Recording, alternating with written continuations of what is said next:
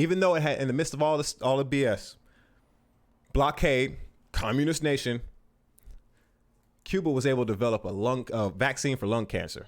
That was Cuba, y'all. Cuba did that. Cuba. So the U.S. once again was urged by the UN and the rest of the world basically to lift the trade embargo and the blockade on Cuba. Let's go to this video and come back on the other side and discuss it.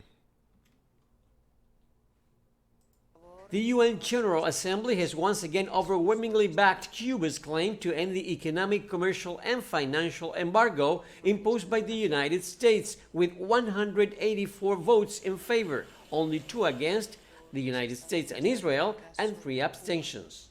Cuban authorities say that the cost of the blockade has been calculated at more than $144 billion over the past 60 years. The UN vote has backed Cuba's demand to end the restrictions of the past 27 years, but Washington has not only turned a deaf ear to the claims, it has exerted a tighter grip. Authorities with the manufacturing industry recently told reporters about the impact by the trade embargo on foreign trade. Our industry has been forced to draw up new strategies to find markets for our foreign trade in faraway world regions, which makes our operations much more costly. Cuba's central bank has suspended dollar deposits in large part because of the sanctions. Many Cubans have come to rely on remittances, mostly from the United States, to provide revenue in the country. Western Union closed its branches last November. Jose Antonio Perez opened one of the first private restaurants in Old Havana. After flourishing times, his business began to languish as a result of the U.S. embargo. Tourism was hard hit. The number of visitors from the US nosedived due to Washington's measures like the prohibition of US cruise ships to Havana since 2019, which affected all of us who make a living out of tourism. U.S. President Joe Biden has been urged by politicians and demonstrators in the U.S., Cuba, and around the world to change the policy. We are all here, and many others in more than 50 cities around the world, demanding no more blockade. Cuban authorities have reiterated that they are ready to have talks with the U.S. on equal grounds, bearing in mind that the U.S. comprehensive trade embargo is the main hurdle for the development of bilateral relations. Luis Chirino, CGTN, Havana. Yeah, so as you can see, us, America, of course, is really, really making it hard for Cuba to do what they need to do. And I actually wanted to give a brief history, give some context to the situation in Cuba. The problem with that is every article I found is laden with propaganda. So actually, this might be a teachable moment. So we'll go through all this together, and I will try to dissuade some of the propaganda. So this right here is a brief history of Cuba. I guess what you need to know, most important, let's start down here.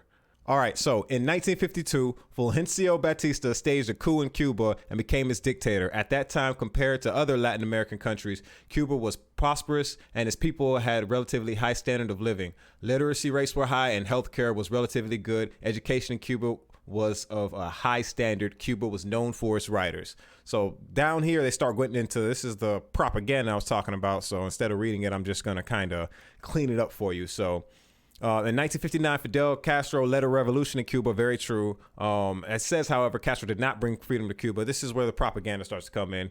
They said he made himself a dictator and introduced a repressive communist regime. But if you just literally do the math on that, I'll leave this article below so you can see. You just literally do the math on how they, on literally their own dates. It makes no sense what they're saying. So, for example, he says the Cuban economy stagnated during the 1960s through the 1970s because Castro, led a, communist regime, repressive regime, right? So, but if you also look, just, maybe I guess by happenstance, I guess this guy's saying, at the exact same time, right, 1962, U.S. imposed the blockade on Cuba and has been going strong ever since. So literally, it's kind of weird how the economy stagnates at this point And, you know, at this point, if you get what I'm saying, like, it's real odd, you know what I mean, right? When you say, you know, maybe there's a correlation there. So the U.S. has had an embargo on Cuba for over 50 years. This is all holdover from the Cold War stuff with the USSR that doesn't even exist anymore. You know what I mean? And we're still punishing Cuba for those things. And what's really interesting about this, to be honest with you, is the fact that we just keep propagandizing Americans and keep telling people like, oh, you know, it's the communism. All right, so let's just get this part out the way, right? I'm not here to talk about communism or even those systems, because I think that's, you know, it's an important conversation, but a different conversation to have, right? Even if you think that Cuba was repressive, a communist nation, all this kind of stuff, they are over there in Cuba, my G, right? You know what I'm saying? Has nothing to do with America. You know what I'm saying?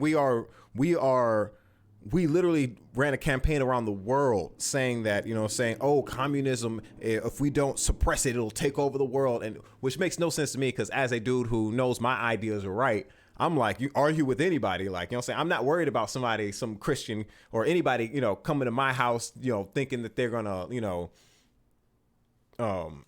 change the way I view things, or like, you know, saying completely propaganda. Nah, man, I know when I speak, what I say makes way more sense than what you say. So we bring it on, brother. But America, we, you know, decide to repress other views of the world and things, even though we over there in Cuba, you know what I'm saying? They over there in Cuba doing their own thing. We still put a blockade on them. What that blockade does is the equivalent of imagine this. Imagine if you were in your house and the American government, 'cause that's who has the blockade, the government, right? You know what I'm saying? The American government came to you and was like, hey, say son, we don't like the way you run things in your house. We don't like that. So this is what we're going to do. We want you to switch all that up and you right now. And you were like, no, this is my house, bro. I run it the way I want to run it, right? And they're like, okay, cool. This is what we're going to do then. We're going to station cops and military all around your house, all around it. Nobody can go in without our permission. Nobody can come out without our permission. No goods can come in. You can't get no food unless we say it's okay. Nothing. You know what I'm saying? Your neighbor can't come over here and talk to you. None of that. And they had that going for 50 years straight, right? And in that 50 years time, they tell their people, you know, American government, all your neighbors and stuff, what they tell your government, when your neighbors come by and look, they say, man, look at this house, man. The paint's falling off the you know, the shingles are falling off, the paint's falling off. You know what I'm saying? His kids are getting hungry. Look at that. Saying, look how oppressive he is over there. Look how oppressive he is. You know, that dictatorship he's running. He runs his house wrong. Now, what I would say as an outside observer, say, you know what? Maybe he is repressive in there, you know? But how the fuck am I supposed to know, you know, if you have a whole blockade on, you know what I'm saying? You're not letting him live his life. I can't, this isn't even here, you know what I'm saying? Like, you know, how about you move out the way and then we can see how repressive this man is, right? You know what I'm saying? And it's one of those things where, you know, nobody just looks at it that way. And that's literally exactly what's happening. We have a whole blockade. We're blocking their country from getting goods, getting medicine, all kinds of stuff. You know what I'm saying? And when stuff's getting dilapidated, and we're like, see, look at them. See, look how they running it. Look, it looks terrible over there, you know? And like, and the whole world, everybody else in the world, like I said, the outside observers, the neighbors are looking like, well, how about y'all stop doing that? And then let's see. Then I might be on your side. I might be on your side. For real, maybe. But how am I supposed to know? You literally are not letting them live their lives, bro. You know what I'm saying? So, you know, just a couple things, even though we had this blockade on Cuba, right? You know what I'm saying? I'm about to, let's get deeper into, you know, what Cuba's been able to do in the midst of this blockade, right? So even though we've had this blockade on Cuba, what Cuba's been able to garner is, let me find it. Even though it had, in the midst of all the BS, blockade, communist nation, Cuba was able to develop a vaccine for lung cancer. That was Cuba, y'all. Cuba did that. Cuba. Literacy rates by country, right? So this is the top literacy rates in the world. We have 100% literacy for all these countries. I'm not even going to try and start pronouncing all of them. It's not in the mood. Let's not play this game. But right down here, maybe what is that, 10 or so? Highest literacy rates in the world, Cuba. This terrible repressive regime, you know? Want to see where America is? I got you. Hold on. I know where we at.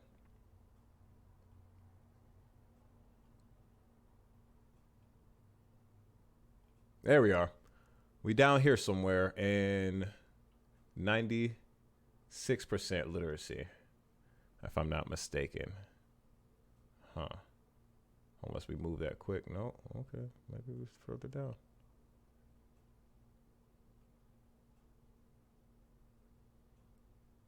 Oh, 86. I thought I remember it said 96. No, we are 86% literacy. That's us down here, y'all. It's the United States literacy rate ranked in the world. Under Jamaica, we under Lebanon, the UAE, Brazil, Ecuador, Mexico. 93% literacy rate, y'all. Let's see where we at. See where Cuba is. All right. Keep going. Yeah, Cuba right here. I'm gonna keep it going. List of countries right here by home ownership rate. How many people this repressive regime? How many people own houses in this repressive regime? What do you think? Cuba, 90% home ownership rate. Date of information 2014. Wow. A little old. The information's a little old. Got to be honest. You know what I'm saying? Then again, we don't let shit through Cuba. So, you know what I'm saying? Kind of hard to, gauge everything perfectly, right? But let's see where America's at. We down here somewhere. Hold on.